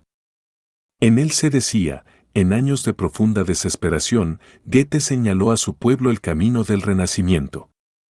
Su obra mayor muestra la visión del pueblo libre en pie de libertad como un legado del poeta que, mirando hacia el futuro, entendía las tareas del nuevo orden social como ley natural de ayuda mutua y amor activo. Mandelkow 1975 a 1984, 4, 106 ISS. Todo aquello no dejó de ser rebatido, CFR Huerte 1962, 94 ISS, y 191 ISS. Las voces críticas hallaron su expresión más áspera en 1933 en el escrito polémico de von Fausto el no fáustico, que partiendo de una oposición teñida de rabia contra los perfectibilistas, calificaba la obra de Goethe de historia de una decadencia, en la que Fausto, un personaje incorregible a lo largo de todo el drama, actuaba como un libertino cada vez más manchado de sangre, Op. Cit. 26, 22, 66. Pero la lectura nacionalista se demostró resistente también en otras condiciones marco, encapsulada por así decirlo y además con aspecto inofensivo. Al parecer, respondía a una visión general, un cliché muy enraizado, que por ejemplo Beutler, 1980, 560, declarase que el Fausto no solo era el más grande logro poético en lengua alemana, sino también la mayor autorrevelación poética del espíritu alemán, lo que reunía la obra y el personaje de Fausto de forma indisoluble y, consecuentemente, Mantenía de forma necesaria el modelo de argumentación perfectibilista y alejado del texto. Para superar el mundo satánico de Mefisto, Fausto tenía necesariamente que pasar, en el acto de Helena, por el purificador ámbito de la belleza, como el alma perdida lo hace por el fuego purificador, Beutlero p. Cid, 738. Incluso bajo un signo político completamente distinto, el modelo de interpretación guillermino se mantuvo notablemente constante en sus rasgos fundamentales. De los eslóganes patrióticos del imperio y las lecturas de mochila de la Primera Guerra Mundial, 1915, la tragedia de Fausto, primera parte. Primer volumen de la Biblioteca Alemana para Combatientes, a la adopción nacionalsocialista del héroe alemán, 1933, Kurt Engelbrecht, Fausto en camisa parda. Y más allá a una interpretación socialista ortodoxa dirigida por el partido que ha determinado durante décadas la imagen del Fausto. Retocada impuesta ideológicamente a la RDA, y que también tuvo sus propagandistas académicos en la antigua República Federal y en general en el Occidente libre. Al respecto, por ejemplo, Lutzeler 1975, Hille 1984, Vietor Englander 1987, Mandelkow 1980/1989-2, 206 y SS. Ante el telón de fondo de las doctrinas del materialismo dialéctico, Black, 1959, 1188 y SS, calificaba a Fausto de saltador de fronteras por antonomasia y máximo ejemplo de persona utópica. Sin embargo, los estrategas del partido lo impulsaron, como personaje nacional, objetivamente hacia adelante, a la cabeza de las luchas de clases actuales, Dietze 1986, 638, donde las últimas palabras del ciego, en las que habla de tierra libre y pueblo libre, 11.580, fueron presentadas como visión histórico-profética del primer Estado obrero y campesino, en suelo alemán. En su discurso a toda la nación alemana, Walter Ulbricht, el presidente del Consejo de Estado de la República Democrática Alemana, canonizó esa lectura socialista nacional en 1962. Fausto, en verdad una tragedia, era la obra insignia de una doctrina de apropiación que proclamaba el socialismo realmente existente, único heredero legítimo de esa obra fundamental de la literatura nacional alemana, que lo proclamaba incluso albacea y cumplidor de una voluntad del autor encerrada en ella. Eso se ha acabado. Los barnizados negros, blancos y rojos, o pardos y rojos del texto de Goethe han empalidecido, y para la comunidad de pueblos alemanes, sobrecargada con las comunes cargas históricas heredadas, el Fausto es uno de esos bienes comunes que ya no dividen a sus herederos, sino que tienen la capacidad de unirlos. Clarividente, Goethe escribía en 1827 en el álbum de los alemanes: ¿por qué iban las naciones a estar unidas si sus conciudadanos no saben entenderse? Si la energía físico-militar de una nación se desarrolla a partir de su unidad interna, también la estético-moral tiene que surgir poco a poco de una coincidencia similar. Pero solo el tiempo puede conseguirla. Guay, 41.2, 266. Felizmente, el valor de un bien como este no puede descender, sino tan solo incrementarse, cuando se comparte con personas de otros países que quieren apropiárselo a su modo. Que el Fausto, como regalo de un poeta alemán al mundo, era una devolución, que a él venía de todos los rincones lo que entraba en una obra de nuestra lengua, tal como luego, desde Weimar, volvía a todos los rincones del mundo. Que por tanto esto podía enseñarnos cómo, en el proceso de dar y recibir, la poesía es un don del mundo y de los pueblos. Poesía y verdad, libro 10, Fay, 14, 445, todo eso no tiene que ser una marca de calidad impuesta desde fuera al Fausto. Está inscrito en él. Ahora solo me haría falta un mes tranquilo, a fin de que la obra creciera del suelo como una gran familia de hongos, para generar admiración y espanto. Cuando, en el verano de 1797, Goethe retomaba sus viejos planes acerca del Fausto y trataba de adueñarse de las grandes masas de material ideado y a medio elaborar, que se habían acumulado a lo largo de los años, su consejero Schiller le escribía: «No soy capaz de hallar un molde poético capaz de contener una masa tan henchida. Pero usted sabrá lo que hacer». 26.6. Que sabía lo que hacer lo demuestra su frase indicada arriba, a Schiller 1.7, que no denota en absoluto una reescritura a posteriori, metafórica y descuidada, de la arquitectura de la obra acabada, sino que da a conocer muy de antemano un plan muy preciso. Necesitó notablemente más que un mes tranquilo, casi una década más, para terminar la primera parte y más de 3 décadas para terminar la segunda. Pero lo que finalmente resultó apenas puede mostrarse de manera más gráfica y definirse con más precisión que con esa imagen de una familia de hongos, de una colonia de setas, una construcción que por así decirlo se refleja en sí misma. Goethe Aiken, 27 de septiembre de 1827, sobre él. Fausto, de piezas adyacentes y familiares pero que se presentan en formas autónomas, incluso singulares, y sin embargo, por entre el tejido de hilos del micelio subterráneo, pero solo a través de él, dan como resultado una estructura única, interrelacionada.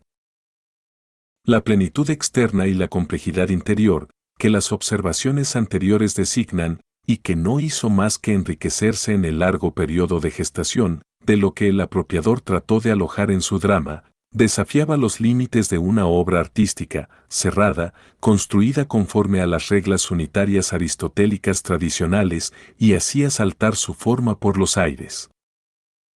Bien mirado, la obra ya se sale de las habituales costuras dramáticas en la primera parte. Y los signos de disolución son ya completamente imposibles de ignorar en la segunda.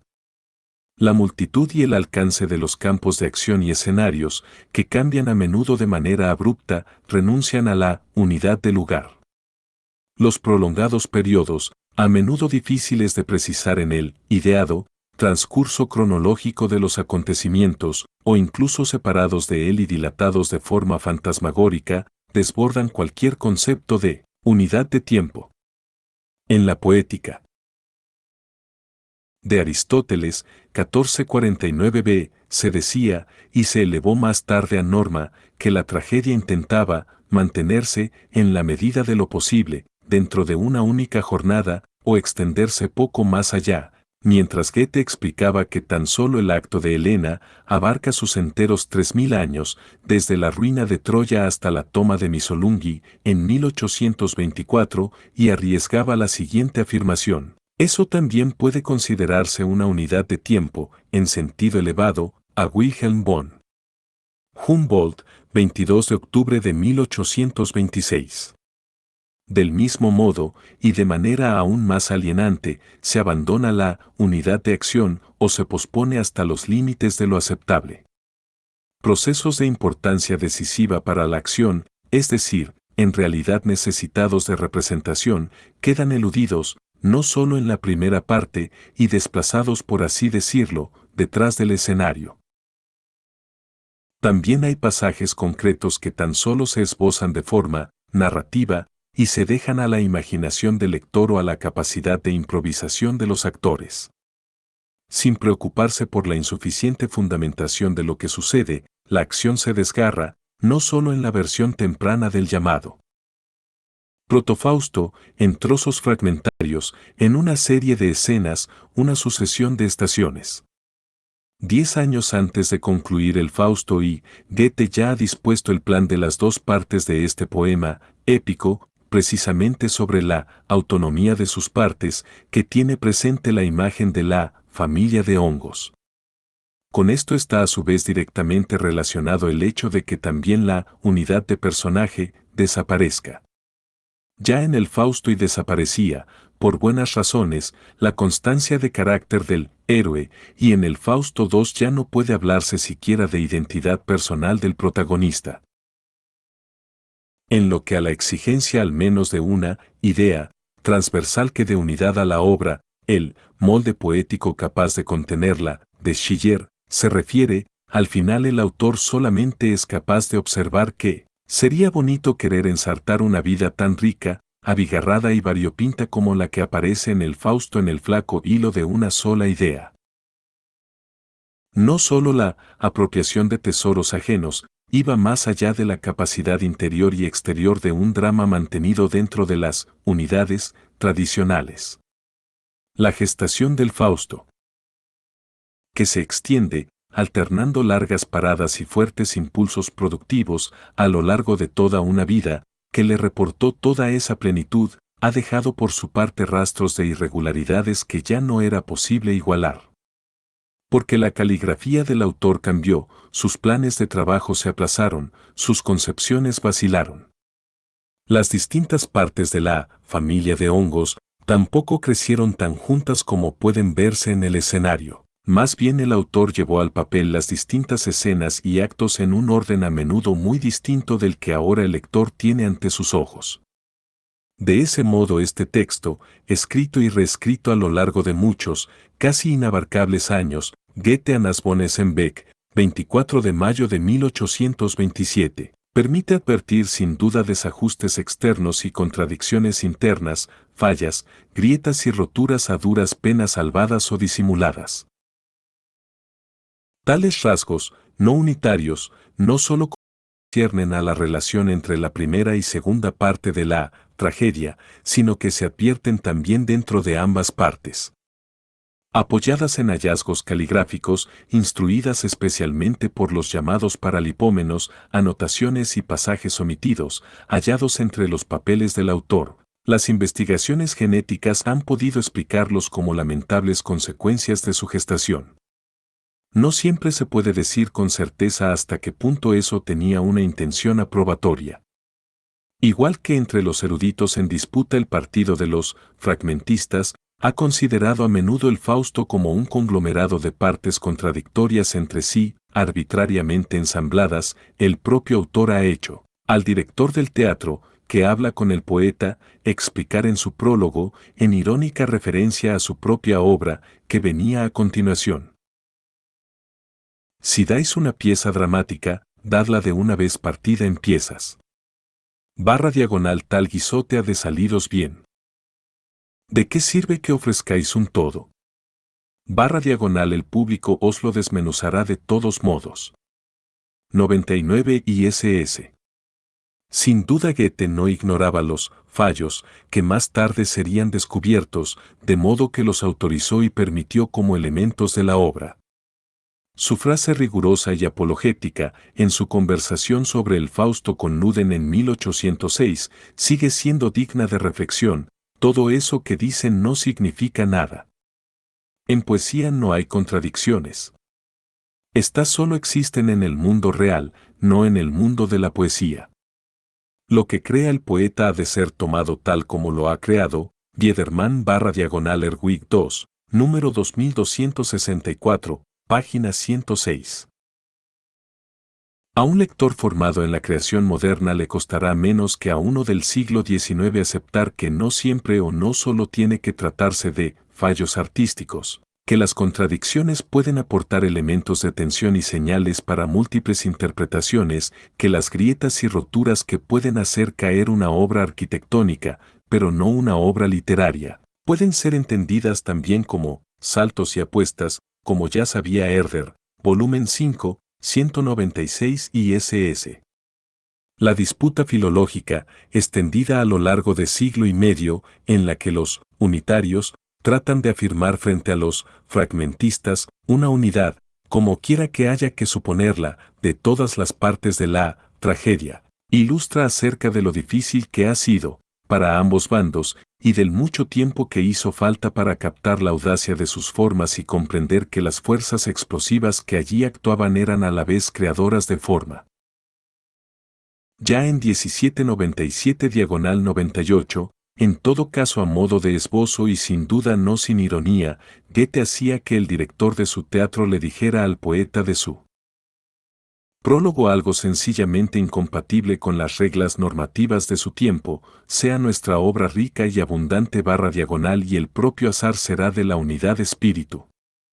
Y a finales de 1831 comunicaba a Humboldt que había terminado de pasar a limpio la segunda parte, para evitar la tentación de seguir ampliando aquí y allá, lo que también era incompatible con las ideas tradicionales de la integridad de una obra dramática.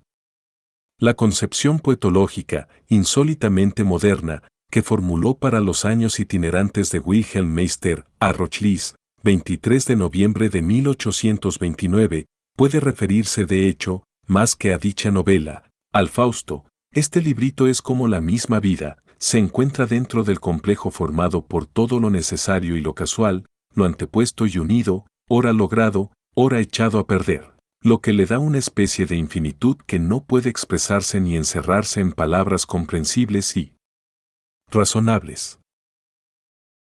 No se quería admitir una cosa así.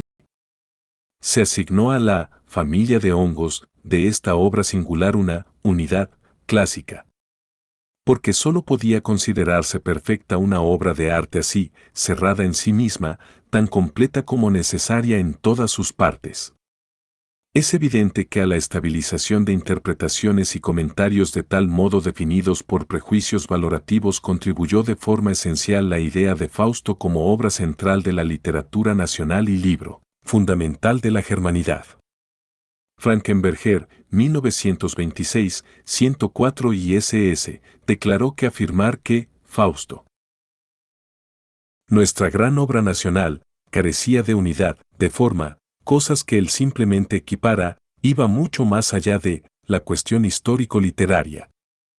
El sentimiento productivo de nuestro pueblo tendrá que alimentarse en buena medida en su futuro camino a través de la historia, de las obras de la época de su alta creación. Tendrá pues que conformarse con el consuelo de haber querido siempre lo más grande y no haberlo alcanzado.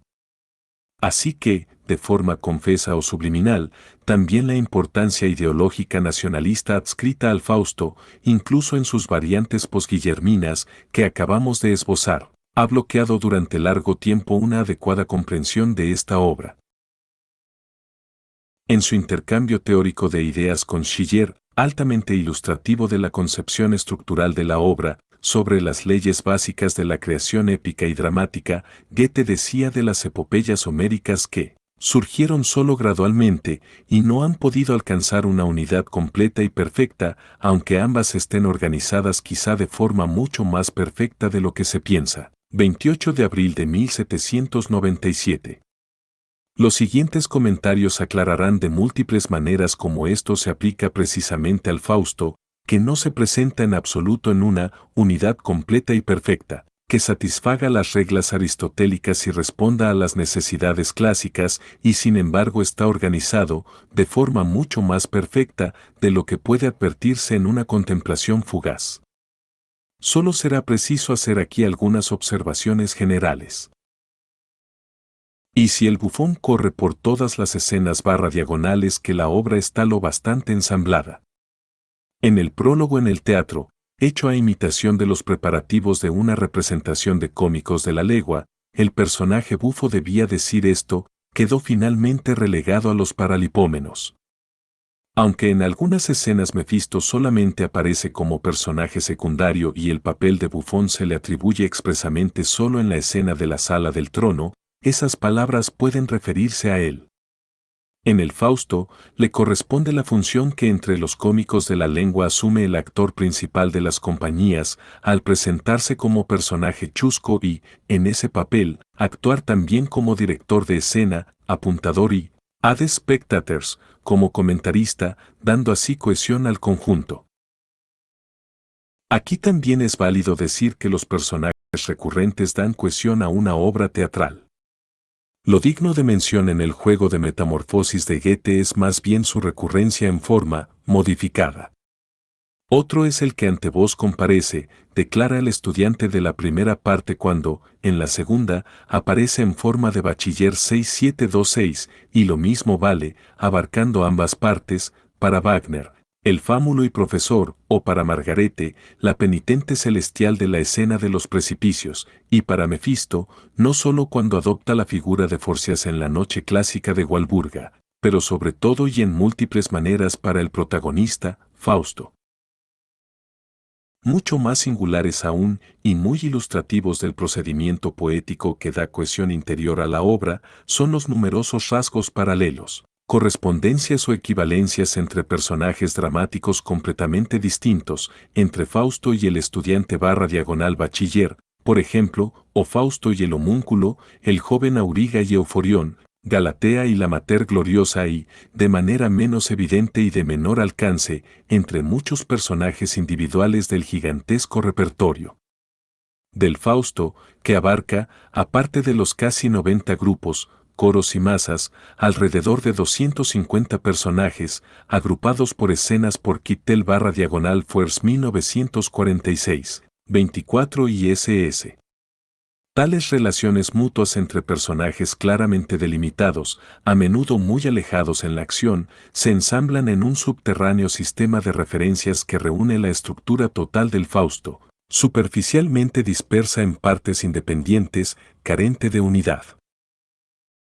La más ilustrativa de las muchas observaciones de Goethe acerca de la composición de la obra se encuentra en una carta a Aiken de 27 de septiembre de 1827. Como algunas de nuestras experiencias no se pueden expresar sin más y comunicar directamente, hace mucho que he elegido el medio de revelar, mediante construcciones enfrentadas y que por así decirlo se reflejan las unas en otras, el sentido más secreto de lo que hay que ver.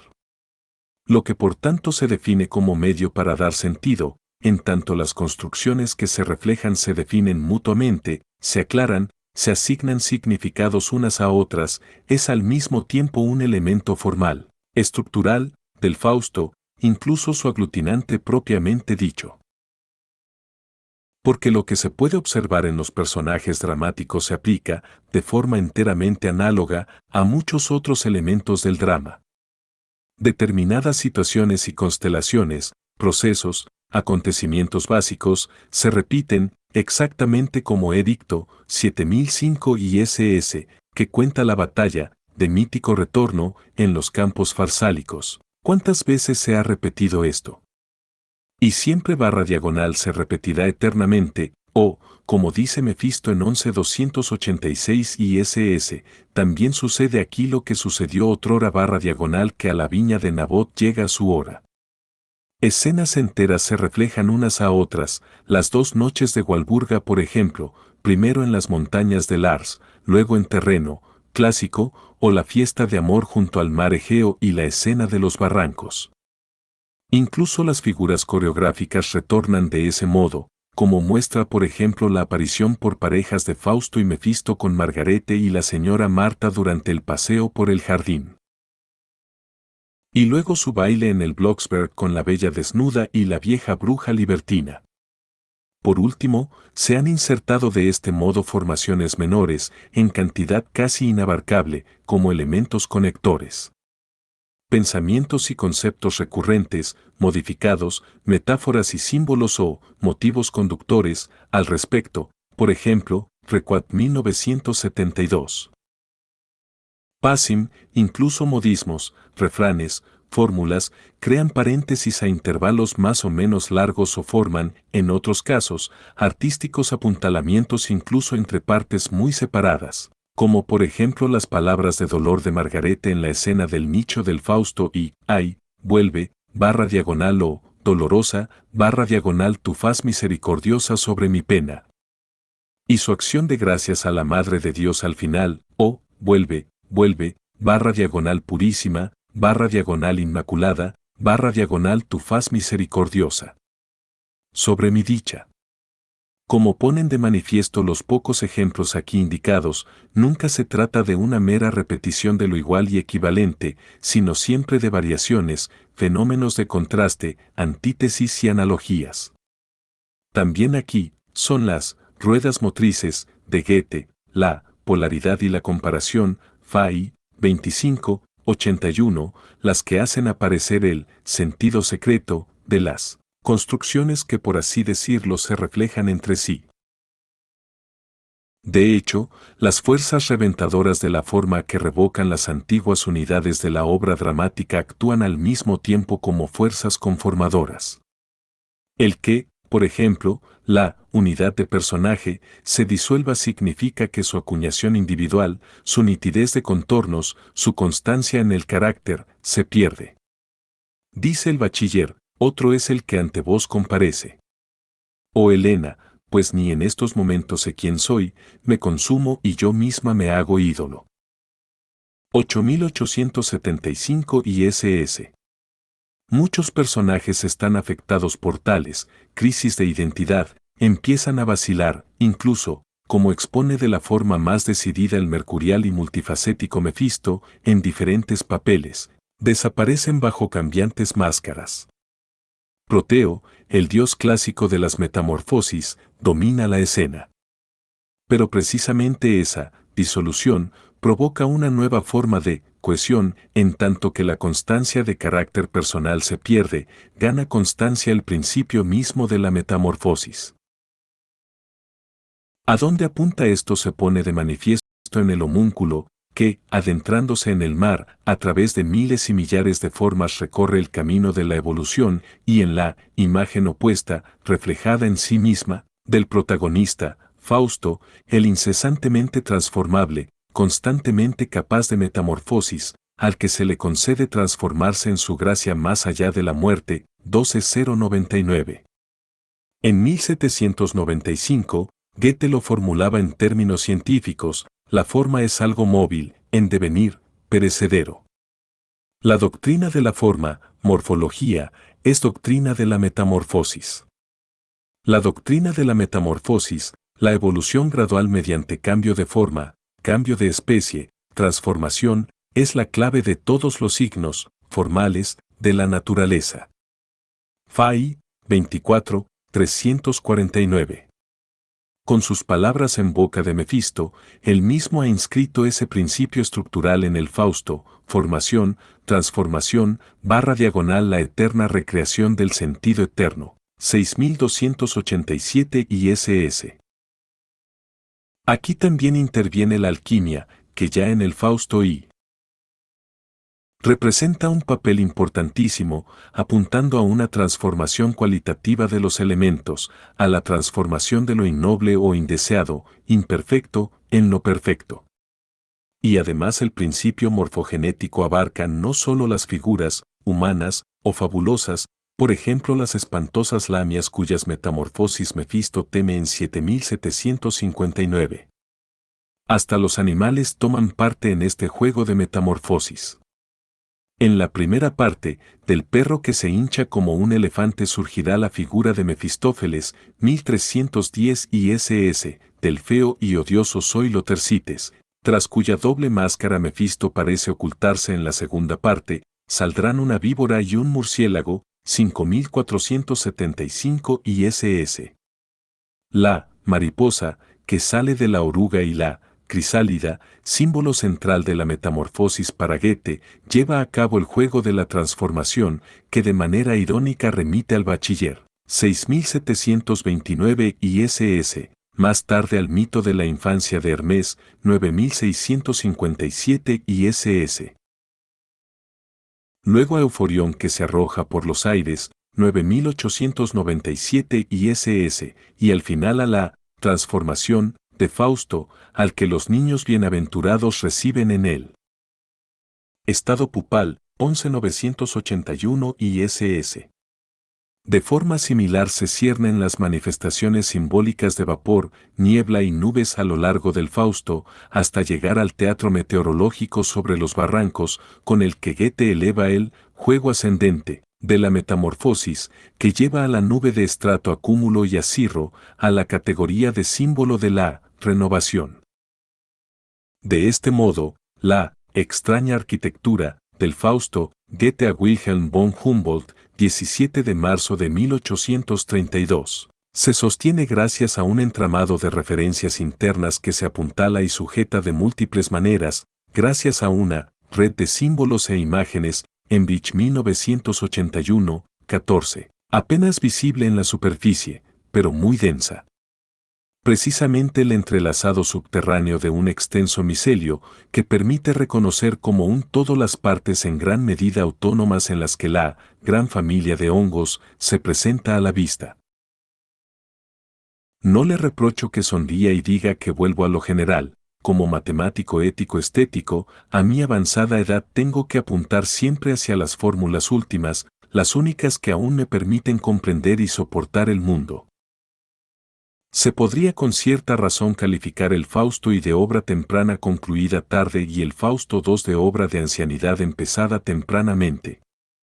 Sin perjuicio de sus múltiples apuntalamientos, hay profundas diferencias entre las dos partes de la tragedia. Sin duda en su interpretación simbólico-genética de la segunda parte, publicada por vez primera en 1943 y de enorme influencia en las décadas subsiguientes, Emrich adelantaba la tesis de que una red de símbolos e imágenes se extiende por toda la obra de Goethe, desde su etapa más temprana hasta su más avanzada edad, con cambios sometidos a leyes estrictas. 1981, 14. Pero separaba completamente el Fausto I de tales redes y lo separaba con decisión de la segunda parte.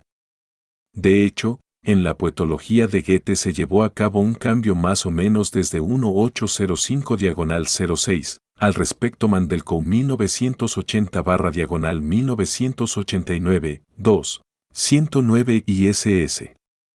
Su anterior definición conceptual y empleo de los símbolos, para la que lo singular y lo general coinciden, y por tanto el signo y lo que designa resultan idénticos, se convirtió, desde un punto de vista histórico-literario, retornó en una forma de representación alegórica que entiende lo singular solo como ejemplo y lo usa como ejemplo de lo general. Fay, 13, 368. Emrich no hace diferenciaciones terminológicas, a menudo se limita a hablar de fenómenos simbólico-alegóricos y atribuye a la simbología del Fausto II, con ayuda de un empleo expansivo y poco definido de este concepto, escenas enteras, segmentos de la acción, figuras y conceptos dramáticos, tropos, metáforas, símbolos, alegorías, etc. Que somete sin distinción a sus interpretaciones genéticas derivadas de la obra tardía de Goethe. Desde luego, de ese modo se garantiza al Fausto II, una mayor unidad de la que contiene la primera parte, Op. Cit. 37. Pero su estructura simbólica, firmemente entrelazada, se entiende al mismo tiempo como cerrada, remitiendo tan solo a sí misma, reflejándose solo en sí misma, blindada contra el mundo exterior a la obra de arte. Cuando en Emrich se habla de naturaleza e historia, en términos dialécticos, lo que ha llegado a la obra por apropiación de tesoros ajenos, parece servir, bajo sus ojos fijos en la obra conclusa, únicamente a una autorreflexión críptico-circular del arte que gira en torno a sí misma. De manera sin duda consecuente, esta observación estrictamente inmanente a la obra corta en la dirección contraria cualquier camino que pudiera llevar, desde la obra, de vuelta al mundo del lector. La obra de arte se basta a sí misma. Con esa idea tienen que enfrentarse las últimas consideraciones que vamos a recoger aquí. Schaffer llevó a cabo en 1981 un cambio de paradigma respecto a la simbología de Emrich. Remontándose a ideas anteriores de Weisse 1837, basa su interpretación del Fausto II en el principio formal de la alegoría. Con gran decisión y lucidez, se defiende aquí una posición contraria a Emrich. Tanto más llamativo resulta que sus definiciones se hayan mantenido resistentes en un doble sentido. El centro de las ideas y deducciones de Schaffer lo ocupa la escena de la mascarada del primer acto del Fausto II, cuyos rasgos alegóricos son evidentes, incluso están marcados expresamente en el texto, porque toda alegoría presupone ser reconocida como tal. El joven Auriga dice al heraldo, encargado de anunciar las distintas presentaciones de este desfile de carnaval y explicar sus significados, pero que se queda perplejo ante la aparición fuera de programa del elefante, de la cuadriga mágica y de las máscaras que en ella participan, Somos alegorías /diagonal y así habrías de conocernos, 5531 ISS. Las correspondencias con el sueño de una noche de Walburga del Fausto y, igualmente alegóricas, están claras. Schaffer, Op. Cit. 66, las marginaliza, ignora otras, por ejemplo los personajes alegóricos satíricos de la escena de la noche de Walburga o los juegos alegóricos del macaco en la cocina de la bruja. Y declara, lo que antes era la excepción, se convierte en regla. Como en el intento de interpretación simbólico-genética de Emrich, de este modo aparta y separa también su interpretación alegórica del Fausto y. Por otra parte, sin embargo, la alegoría, como antes la simbología, sirve ahora de clave general para toda la segunda parte de la obra. También aquí esto se hace posible y ha de ser adquirido por medio de una amplia renuncia a la nitidez conceptual. En la estructura vertical de campo, acto y drama, el grado de abstracción de las alegorías crece peldaño a peldaño, de forma que cada alegoría visible es abarcada por otra aún invisible, Op. Cit. 147. ¿Cuál es el significado alegórico de Helena? Helena es la alegoría de sí misma. La Helena que aparece remite a la que fue, Op. Cit. 119. Así se establecen las alegorías.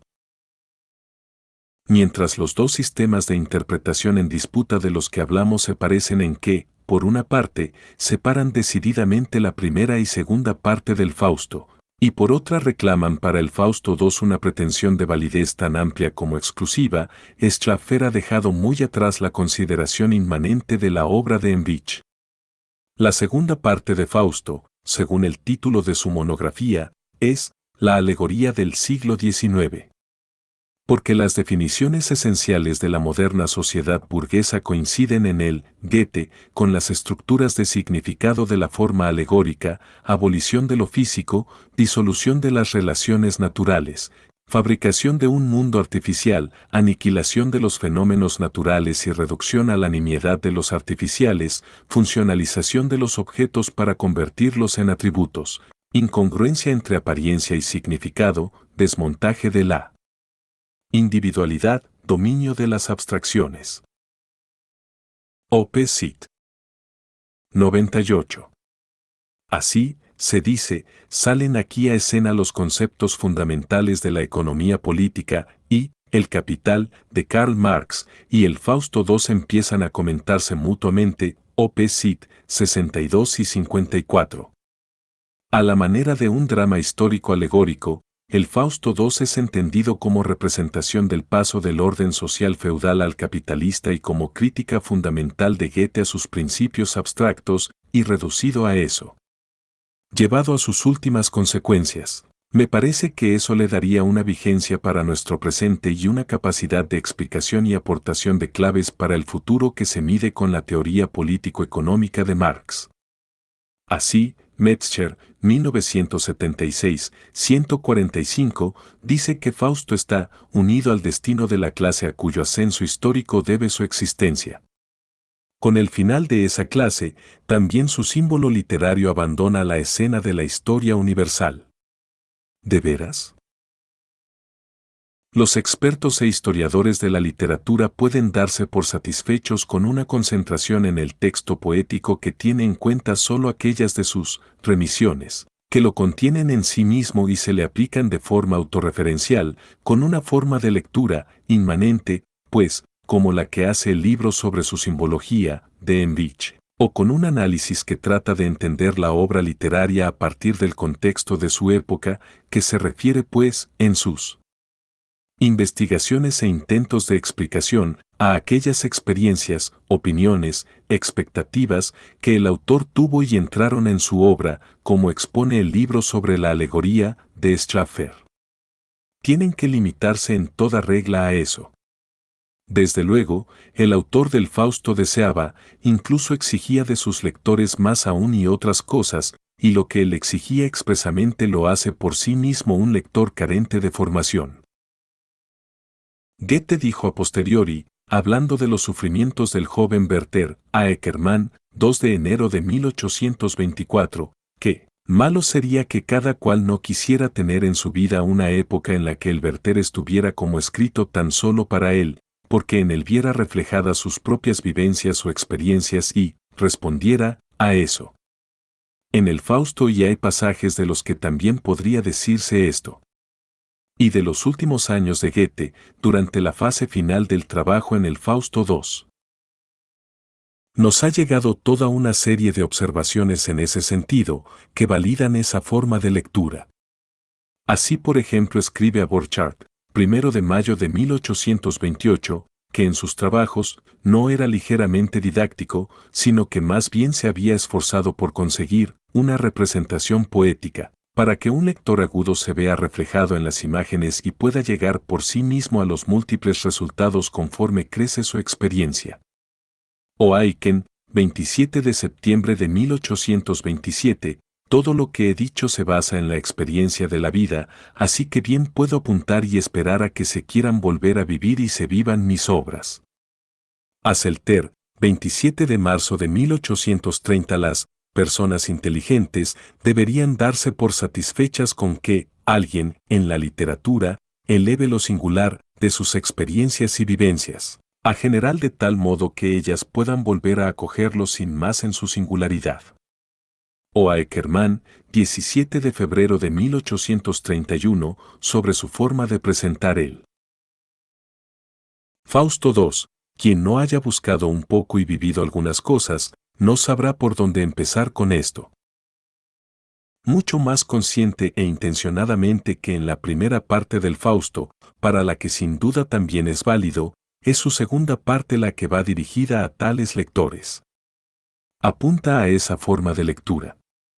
Haberla escrito, dijo Goethe a Ackermann, 16 de diciembre de 1829, después de tener mucho más claras las cosas del mundo, vendría bien al Fausto. Me ocurre como a alguien que en su juventud tiene muchas monedas pequeñas de plata y cobre que, a lo largo de su vida, va cambiando por otras de valor creciente, de manera que al fin ve sus posesiones de juventud en piezas de oro puro. Esas piezas de oro poéticas son las que el lector podría volver a cambiar por las monedas pequeñas de plata y cobre, de su propia experiencia del mundo y de la vida. Y a menudo el autor ni siquiera conoce sus lugares de acuñación o divisas. Un ejemplo, en formato pequeño, que él mismo explica de este modo lo ofrecen los versos de Mefisto 7003 y SS. A la postre resulta que dependemos /diagonal de las criaturas a las que dimos vida. Yo pensaba, decía Goethe, que habría que vivir de eso un tiempo. Un padre que tiene 6 hijos está perdido, se ponga como se ponga. Incluso los reyes y ministros que han llevado a muchas personas a elevados puestos pueden encontrar algo así en su propia experiencia. Ackermann, 16 de diciembre de 1829. Él mismo no tenía esos 6 hijos. Por eso, un comentario científico no explicaría lo que, referido a las experiencias de otras personas, anota él a modo de explicación. ¿Acaso es básicamente incapaz de algo así? Las escenas del Palacio Imperial del primer acto de la segunda parte presentan la imagen de un estado económicamente conmocionado, moralmente degenerado, amenazado por la revuelta. Se ha perdido todo sentido común, reinan la injusticia pública, la violencia ilegal y la corrupción generalizada. El comandante en jefe de las Fuerzas Armadas ya no tiene a sus tropas seguras. El incremento inflacionario de la cantidad de dinero en circulación no hace más que acelerar la inminente bancarrota y el Consejo de Estado, antes del 4728, sigue representando con pomposo ceremonial la escena de la Sala del Trono. La parásita clase dominante baila su danza de carnaval sobre el volcán. Schaffer, 1981, 78 y 80 y SS, por ejemplo, explica esta mascarada como representación alegórica del paso del feudalismo decadente al orden social burgués capitalista temprano. Eso está tan poco, en el texto, como la quiebra de otros órdenes sociales y estatales muy distintos que un lector posterior podría ver reflejados con sus propias y distintas experiencias históricas. Lo verdaderamente decisivo no es esta o aquella interpretación, sino el hecho de que la misma serie de escenas permita ambas aplicaciones y otras muchas más de forma enteramente convincente. Cuando por ejemplo el joven Marx lee en los versos del Fausto y si puedo pagar 6 corceles barra diagonal no son sus fuerzas las mías, 1824 y SS, su caracterización de la propiedad privada capitalista, o cuando Paul Celan ve prefigurado en una serie de palabras y procesos en torno al Fausto dueño de la violencia y su capataz, Mefisto, en el acto quinto del Fausto II, lo que los alemanes hicieron a los judíos durante su propia vida, queda claro que los textos del Fausto pueden abrirse a opiniones o asumir experiencias que superan la imaginación del autor y el horizonte de su propia época. En numerosos casos, las partes autónomas del todo mayores y menores, en el sentido descrito arriba, están hechas de forma singular y muy consciente de forma que van más allá de sí mismas y su vigencia no queda restringida al material del que fueron hechas.